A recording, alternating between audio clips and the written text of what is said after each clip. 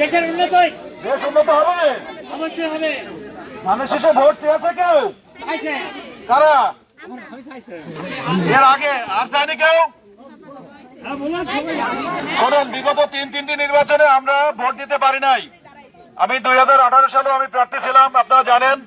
সেই সময়ে দিনের ভোট রাতে হয়েছে, আমরা কেউ ভোট দিতে পারি নাই। তবে এবার ভোট সুন্দর সুষ্ঠু হবে।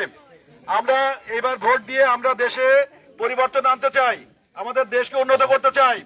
আমাদের নেতা বলেছেন আমাদের দেশের অর্ধেকের বেশি নারী, আমাদের ভোটারদেরও অর্ধেকের বেশি নারী। তাই আমাদের নারীদের উন্নয়নের জন্য আমরা এবার ধানের শীষে ভোট দিতে চাই।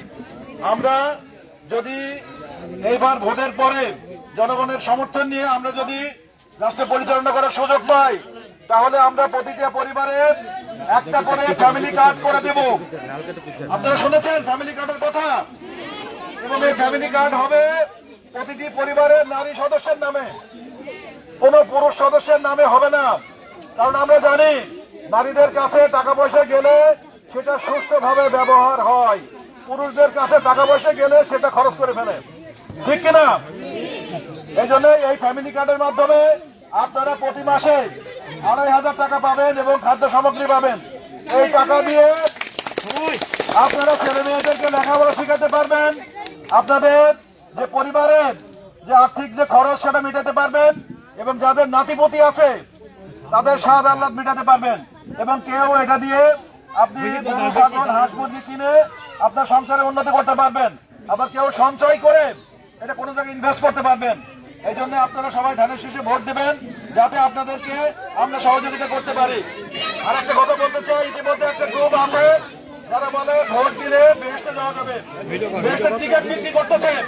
কিন্তু বেহেশতের মালিককে, বেহেশতের মালিককে বেহেশতে দিতে পারে শুধুমাত্র আল্লাহ। কোন মানুষ বেহেশতে দিতে পারে না। যারা এই কথা বলে তারা মুনাফিক, তারা মিথ্যাবাদী, তারা ভণ্ড। আমরা মুসলমান, আমরা জানি বেহেশতে যাওয়া যায় যদি ঈমান ঠিক থাকে, আমল ঠিক থাকে, নামাজ রোজা ঠিক মতো করা যায়, তাহলে বেহেশতে যাওয়া যাবে। ভোট দিয়ে বেহেশতে যাওয়া যাবে না। তাই মিথ্যাবাদীদের এই কথা আপনারা বিশ্বাস করবেন না। আপনারা সবাই ধানের শীষে ভোট দিবেন। এবং আমরা জানি এই দেশ স্বাধীন করেছে জিয়াউর রহমান, আমাদের রাষ্ট্রপতি ছিলেন, এবং এই স্বাধীনতার পরে দেশকে এগিয়ে নিয়েছেন দেশনেত্রী বেগম খালেদা জিয়া। আমাদের দেশের এখনো অনেক কাজ বাকি।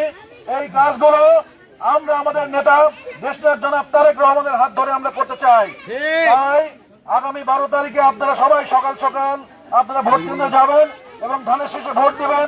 এর মাধ্যমে আমাদের দেশের নারী পুরুষের উন্নয়ন হবে এবং আমরা প্রতিটি পরিবার, প্রতিটা সমাজ এর মাধ্যমে উন্নয়ন করে আমাদের দেশকে আমরা উন্নয়ন করবো ইনশাআল্লাহ। বাংলাদেশ জিন্দাবাদ, বাংলাদেশ জাতীয়তাবাদী দল জিন্দাবাদ।